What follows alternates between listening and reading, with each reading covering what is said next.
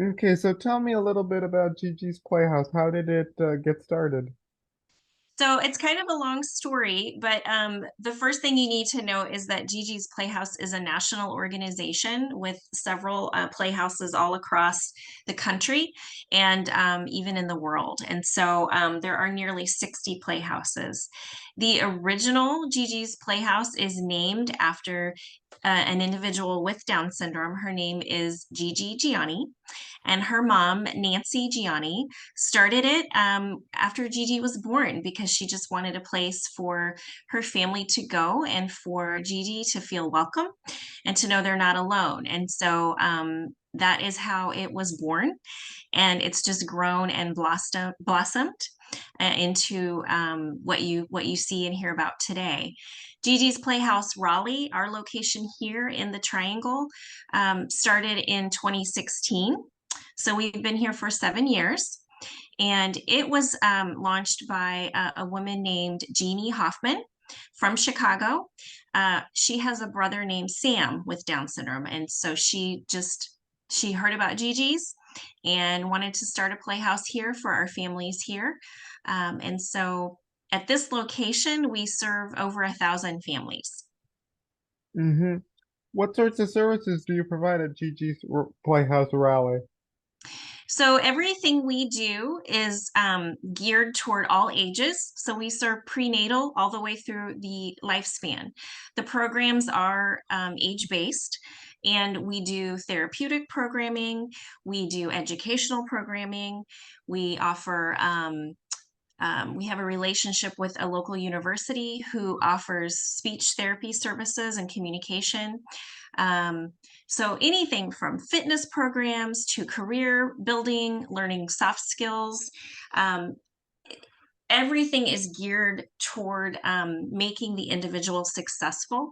So we work very closely with those people, and everything we do is free to our families, and that's really the best part about it.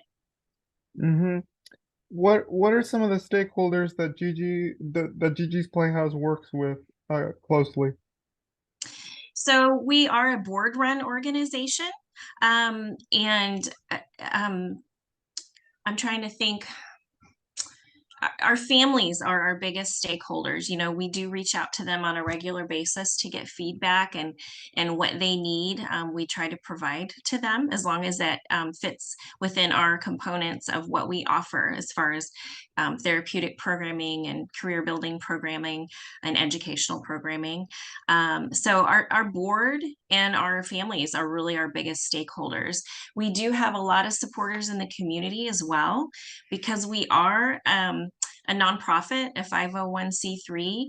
We rely heavily on donations, actually solely on donations and grants to operate. So our stakeholders are really our community members and our families. And like I said, we're a board run organization as well.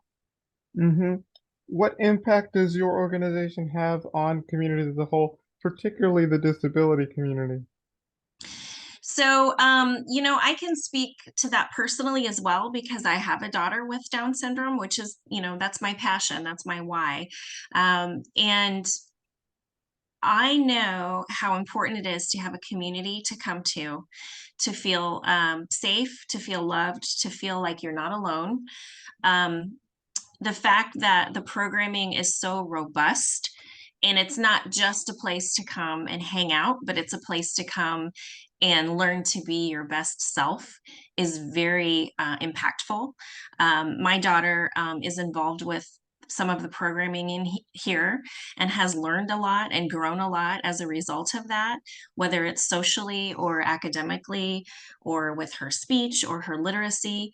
And the fact that everything is free. So many of our families, they need, well, all of our families need support, right?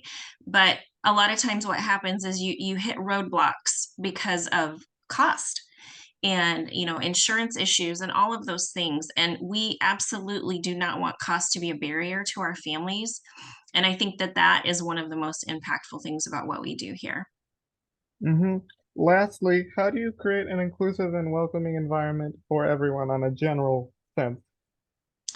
I always tell when our staff gets together, we talk about meeting our families where they are, meeting our individuals where we are.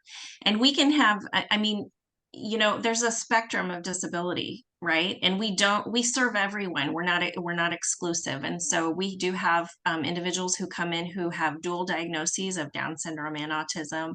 Some may just have autism.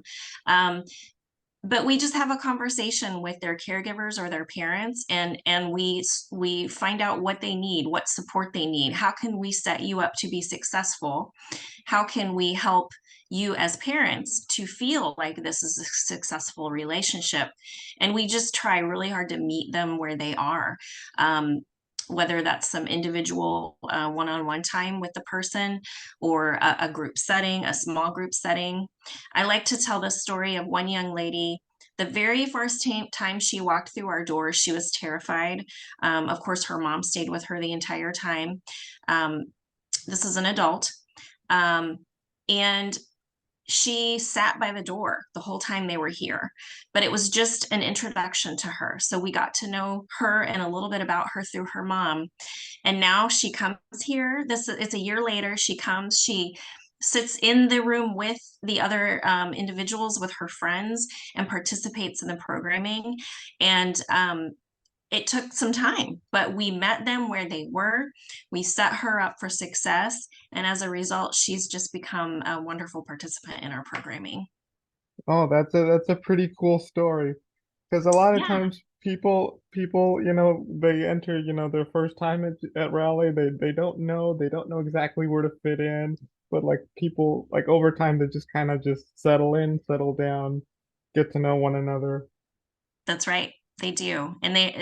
There's a great group of friends here that get to see each other, and a couple days a week in our adult, it's called a group communication class. And they come in and they ask, oh, is so and so coming? I can't wait to see my friends. And so it's not just the therapeutic programming and the educational programming, but it's also that social piece. And as we all know, that's important for all of us, whether we have a disability or not. So Hmm. Yep.